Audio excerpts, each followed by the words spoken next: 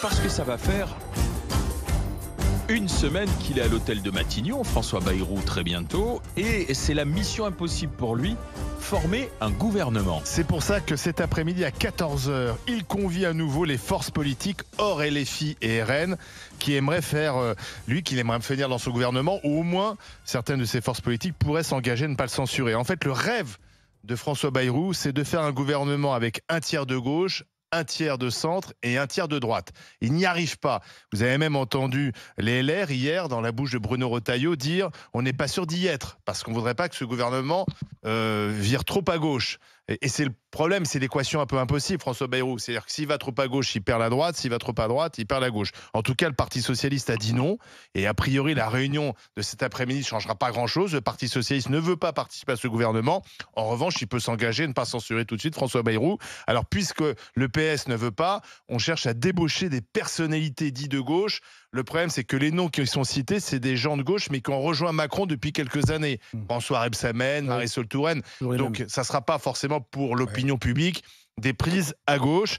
Et puis, le problème avec François Bayrou, c'est qu'il reste très flou sur ses intentions. Il n'a quasiment rien dit pendant 45 minutes devant les députés lundi. D'ailleurs, c'est le reproche qui est fait à François Bayrou par les forces politiques qui sont reçues, c'est qu'on ne sait pas précisément ce qu'il veut faire. Or, un budget, c'est concret. On augmente les impôts, on les baisse, on augmente les dépenses, on les rabote, etc. Il y a le dossier de la réforme des retraites qui pose problème et qui est une ligne rouge à gauche. Bref, est-ce que finalement, c'est une mission impossible pour François Bayrou ? 32-16 pour le dire au GG, pour le dire aux grandes gueules, bien sûr. Mourad, tu peux lui donner un coup de main pour former des équipes, ça a été longtemps ton truc. Donc, en préambule, j'ai envie de dire qu'est-ce qu'on a fait au bon Dieu pour mériter ça, quoi. Pour mériter François Bayrou. Oui, mais et puis après, en tant que GG, alors je ne sais pas s'il regarde notre émission, j'espère. On va lui expliquer un petit peu ce qu'il faut faire, quand même. Ah bon ? Il y a un pluralisme à l'Assemblée nationale, mais il y a un parti qu'il a oublié. C'est les Français, qui est le plus fort. Alors moi, ce que je conseille à François Bayrou, plutôt qu'essayer de faire des mix avec un peu de gauche, un peu de droite, un peu ci, un peu ça, c'est-à-dire de faire un gouvernement non pas pour aider et sauver le pays, mais pour durer et pour être Premier ministre et pouvoir ne pas avoir de motion de censure. Simplement, si demain, il faisait un véritable budget qui séduit les Français, et où on se dit, là, on est là sur la base de ce budget, on peut envisager peut-être de remonter le pays. Bravo. Voilà, simplement, fait ça.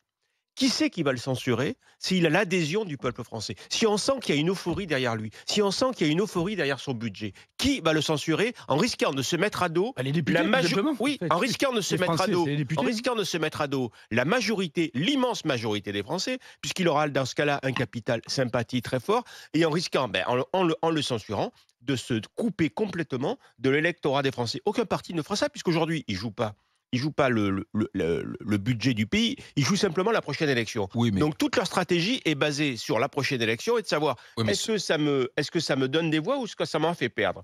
Si tu fais vraiment un bon budget sur lequel les Français vont adhérer, il n'y a personne qui osera le censurer et de se mettre à dos la majorité. Il ne peut pas le faire tout seul sur un coin de table, son budget. Oui, mais après, quand on aspire à devenir Premier ministre, surtout quand tu as 3 000 milliards de... Quand tu as pas de majorité. Qu'on a une vision et qu'on est capable. Excuse-moi, si tu es Premier ministre, c'est le minimum qu'on puisse te demander. C'est insoluble. Bruno, pourquoi Bayrou n'y arrive pas et est-ce que tu penses que cet après-midi il va réussir à débloquer la situation ? C'est insoluble. D'abord, il est passé en force, on le sait. Il est allé voir Macron à l'Élysée, il y a mis la pression, il a dit c'est moi le Premier ministre, sinon tous mes députés vont sortir du socle, comme on dit. Donc c'est une chose qui est évidente. Et ensuite, le départ de Bayrou à l'Assemblée nationale, lorsqu'il est venu parler, je ne sais même pas ce qu'il est venu foutre là, quoi. Non. Il aurait dû attendre le moment de politique générale pour mettre en place sa volonté, sa vision politique. 14 janvier, ça. Il est venu devant les députés, je vais regarder, mais c'était pathétique. C'était les questions au gouvernement, et finalement c'est transformé en questions au Premier ministre. Tu prends des éléments, tu vois. On sent qu'il a parlé comme ça, comme il est un peu philosophe, papa. Il n'a rien dit, il s'est ridiculisé. Très efficace pour s'endormir, par contre. Oui, moi, je l'ai totalement. testé. Est-ce que tu crois à ce gouvernement des 3 tiers ? Alors moi, oui, j'y crois. Pourquoi ? Possible, parce qu'il a quand même le RN qui est docile vis-à-vis de lui. Et c'est quand même un gros poids, le RN. Il y a 140 députés. Il y a une Marine Le Pen, pour l'instant, qu'il n'a pas démontée. Comment elle s'appelle ? Panot. Bon, elle est toujours sur sa ligne bolchevique. Censure. Là. C'est censure. On veut caster, parce qu'il existe encore. Voilà. Je pense qu'il y a peut-être une voie, mais à condition que chacun veuille accueillir, je dirais, le RN là-dedans. Et c'est eux qui sont. Le RN n'est pas invité cet après-midi. Il y a une voie pour un bon budget. Ça peut pas marcher. Malheureusement, c'est pas comme ça qu'on se prend. Barbara. Non, mais pour rebondir sur ce que dit Mourad, j'entends ce que tu dis, Mourad, mais d'abord, enthousiasmer les Français sur un budget, j'ai pas souvenir que ça soit jamais arrivé. Oui, non, mais j'ai pas souvenir que les Français s'enthousiasment sur un budget, si tu veux. Bah, s'il y a des mesures intelligentes, les Français, tu auras toujours des gens pour dire oui, pour dire non, ça on veut pas. Les Français sont d'accord sur le papier pour faire des économies, mais dès que tu commences à sortir les économies, ah non, ça on veut pas, ça on veut pas, ça on veut pas.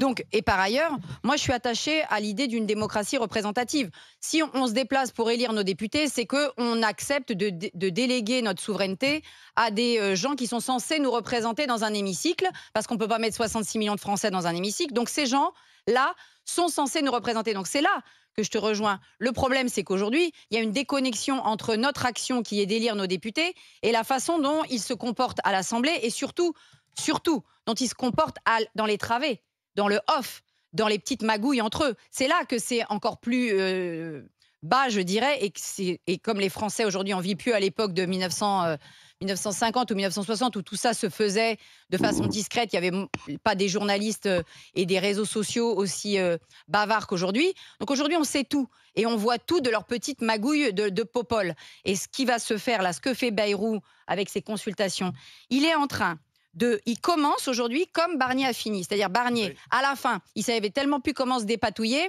il consultait à tout va. Bayrou, il commence déjà comme ça. Et il est déjà lui-même en train de s'embrouiller. Il reçoit une fois, il reçoit 2 fois, il reçoit 3 fois.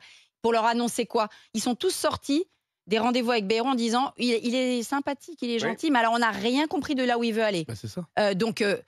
Cet après-midi, donc, il est paumé. Il doit se dévoiler davantage. Non seulement il doit se dévoiler, mais je ne comprends pas. Il invite LFI qui ne veut pas y aller. Ça, c'est leur problème. Il reçoit le RN. En premier. Il les reçoit en premier. Et puis au final, quand il revoit tout le monde, ah oui, mais alors attention, pas LFI, pas le RN. Sur le prétexte fallacieux qu'ils n'ont jamais gouverné. Ah ben, continuez comme ça. Et vous allez voir, je le redis, premier tour. Résultat du premier tour aux prochaines présidentielles, Mélenchon Le Pen. Là, on n'y est pas. Mais non, mais parce que l'UMPS, les gens n'en peuvent plus. Il a réussi une chose. Il a quand même réussi une chose. Bayrou, c'est de détacher le PS et les écologistes du Front populaire. Par exemple, c'est pas fait. Je vais terminer mon raisonnement. Cet après-midi à 14h, le PS aurait pu dire non, nous on n'y va pas s'il n'y a pas nos amis de LFI. Et donc en fait, le PS et les écologistes, et les communistes aussi, mais ils pèsent moins, décident de jouer sans les insoumis. Ils se remettent autour de la table. Donc ça, c'est quand même nouveau parce que Barnier n'avait pas réussi à le faire et c'était même impossible puisqu'à l'époque, le Front populaire disait on est un seul bloc, c'est notre programme, rien d'autre programme. Là, aujourd'hui, on voit bien que le PS quand même a bougé. On pense que le PS ne censurera pas Bayrou parce que, une partie en tout cas estime que ce sont des gens qui sont amenés à gouverner, donc ils peuvent pas simplement censurer. Ça, ça a bougé quand même. Alors peut-être pas suffisamment pour les faire entrer dans le gouvernement, mais peut-être pour obtenir un pacte de non-censure et tenir quelques mois. J'ai quelques doutes. Et faire passer le budget. Ce qui est insupportable, c'est une pièce de théâtre dont on parle de la qualité des costumes et pas des dialogues et pas du scénario. C'est de ça dont on devrait parler aujourd'hui, pas de la qualité des costumes. On ne parle que des costumes. Et ça, c'est l'erreur de Bayrou, parce que c'est pas à tous les blocs de faire la politique. C'est Bayrou, il est nommé Premier ministre. Il a une ligne.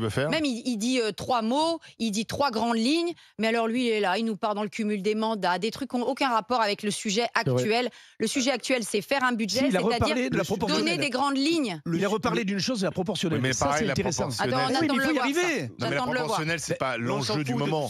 L'enjeu du moment, c'est quand même notre dette. C'est notre budget. Dans l'état où est le pays, la seule chose dont on doit parler, c'est d'économie et essayer de trouver un consensus qui soit dans l'intérêt du pays, et on se fout complètement de la couleur politique des gens. On fait que de l'économie. Il faut faire de l'économie en ce moment et sortir le pays de la panade. Mais tu as raison sur un point, parce que si derrière, il y a plein de politiques à conduire, il y a des politiques sociales à conduire, il y a des politiques sur l'immigration à conduire, des politiques éducatives, mais on ne pourra les conduire que s'il y a de l'argent dans les caisses. S'il n'y a pas de l'argent dans les caisses, qu'est-ce qu'on va faire? On va inventer des politiques qu'on ne pourra même pas financer. Il faut déjà avoir le courage d'en enlever dans certaines caisses pour en rajouter dans d'autres. Déjà, rien que ça. Et là, les Français Français peuvent être d'accord. Si on commence problème, c'est que Bayrou, à s'occuper de vrai sujet, l'hôpital, de la Oui, mais sécurité, le de problème, nos écoles, il et est tout, coincé quand au même par détriment. beaucoup de lignes rouges. Si je prends un peu sa défense, Quoi que tu c'est proposes, les gens que veulent comme pas. ils arrivent tous avec leurs lignes rouges, ça Oui, bien devient sûr. compliqué. C'est Et ça. c'est des lignes rouges qui sont Il est contradictoires. coincé par 30 ans d'immobilisme aussi. Donc à droite, la ligne rouge, c'est l'immigration, et pas la gauche au gouvernement. À gauche, c'est pas de Retailleau au gouvernement. Enfin,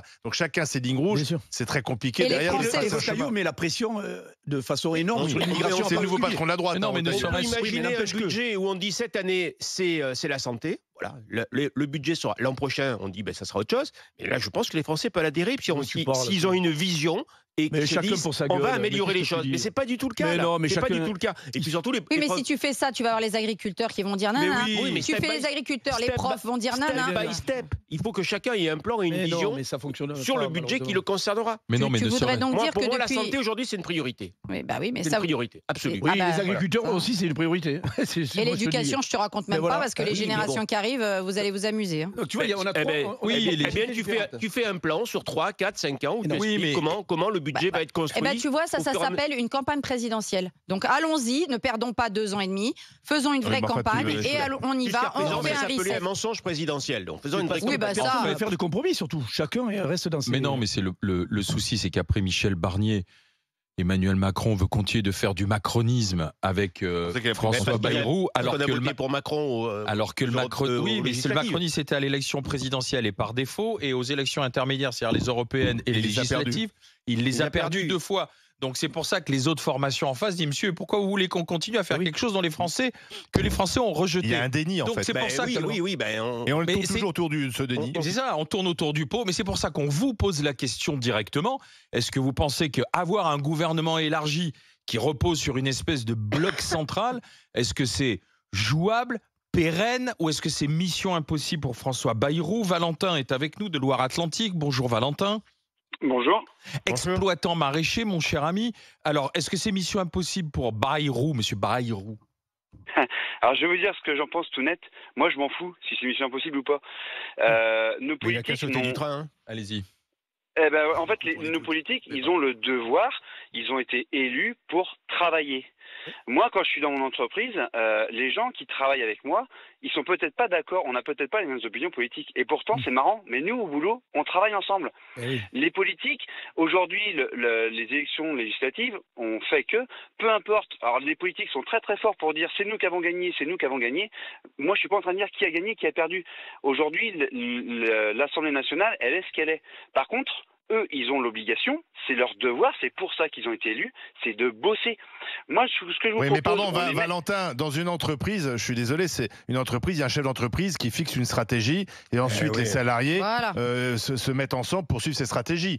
C'est pas chacun arrive en disant ben moi je pense qu'il faut faire ci, moi je pense c'est pas ça une entreprise. Ça fonctionne pas comme ça, c'est pas une fonctionne pas démocratie pareil. une entreprise. Là, le problème, c'est qu'on Moi je trouve que la Allez, comparaison elle s'arrête là. allez, quoi. Allez-y, aujourd'hui- Valentin. dans un match à la mi-temps et ils sont tous en train de préparer la seconde mi-temps, quoi. Allez-y, Valentin. La seconde mi-temps, Il c'est la n'empêche présidentielle. qu'aujourd'hui, on a besoin d'avoir un gouvernement. On a besoin d'avoir un gouvernement qui fonctionne. Et aujourd'hui, vous les mettez tous dans l'Assemblée. Et au moment du vote du budget, vous leur dites, les gars, vous sortez pas de l'Assemblée, on arrête de vous payer, vous touchez aucun émolument tant qu'il n'y a pas de budget de voter. Censure interdite, vous votez un budget, vous vous mettez Il est voté d'accord. en 3 minutes. hein. Une Bah, espèce c'est le de budget conclave. spécial. C'est le oui, Je budget non, vous mais- spécial. garantis qu'ils vont pas mettre 15 jours Non, à mais faire des débats. Ce que vous dites, c'est censé, c'est qu'aujourd'hui, il y a l'intérêt supérieur du pays.